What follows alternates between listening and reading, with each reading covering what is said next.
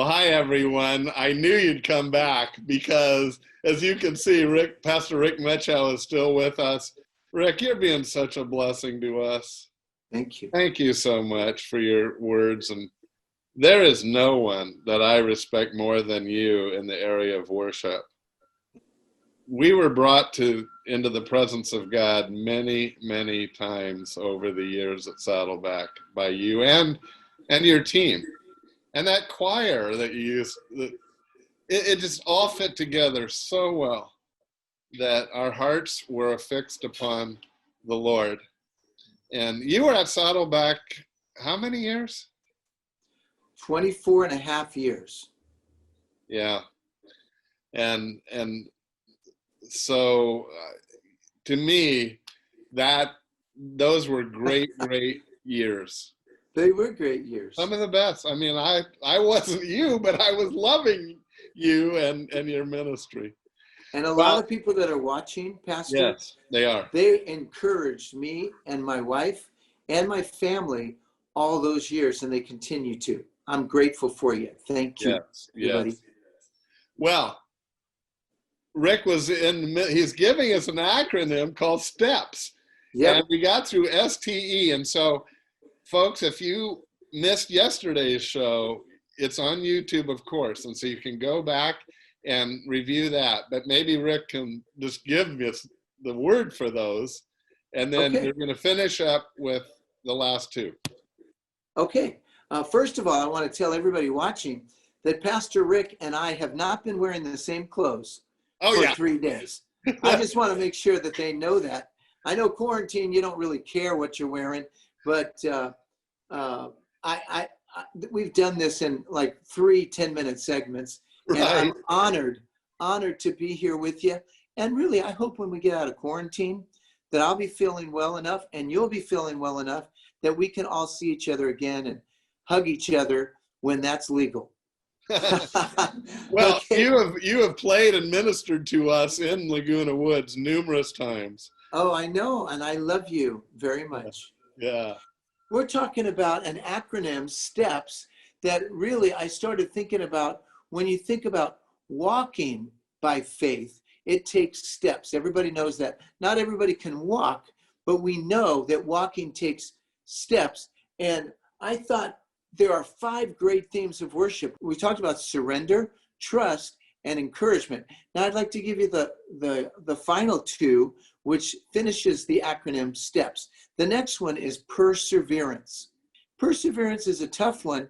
We know it's hard to persevere. Now, some of you have persevered well, but you know it's difficult.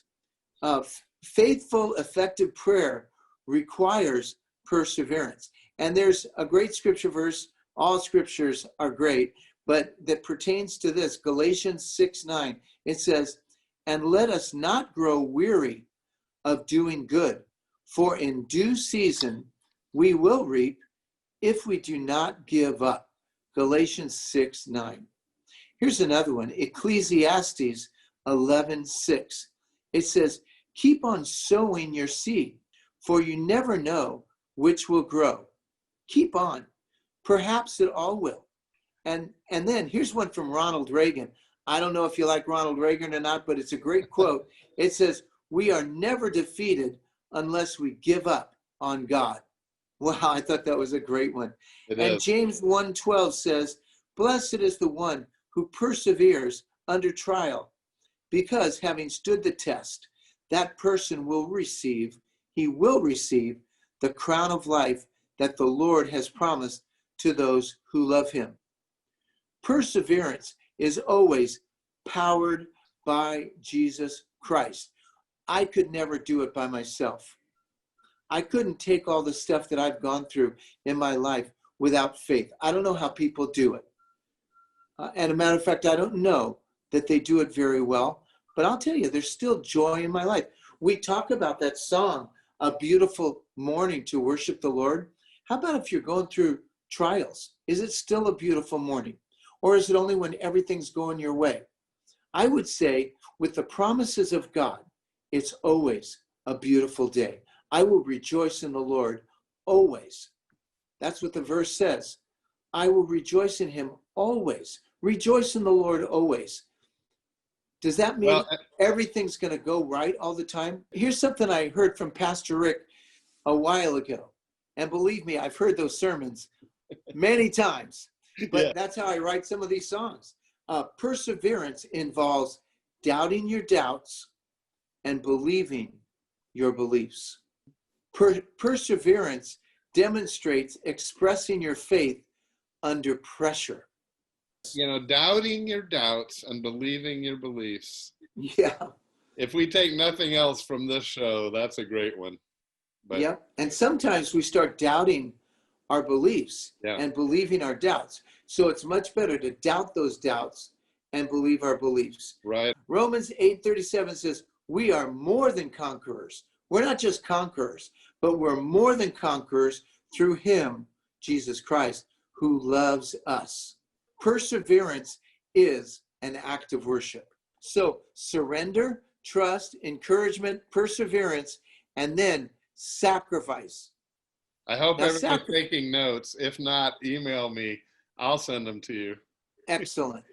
Sacrifice is a hard one. Philippians 4:4. Rejoice in the Lord always. And I will say again, rejoice. Philippians 3:8 says, more than that, I count all things to be lost in view of the surpassing value of knowing Jesus Christ my Lord, for whom I have suffered the loss of all things. That's sacrifice. And count them but rubbish so that I may gain Christ.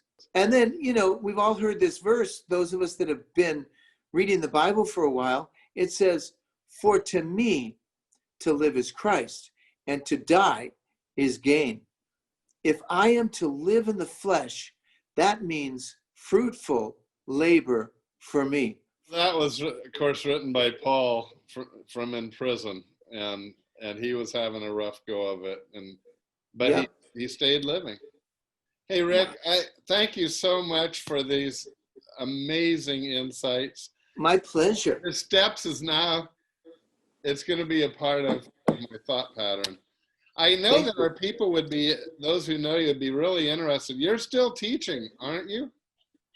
Well, I am. I work 3 days a week for California Baptist University.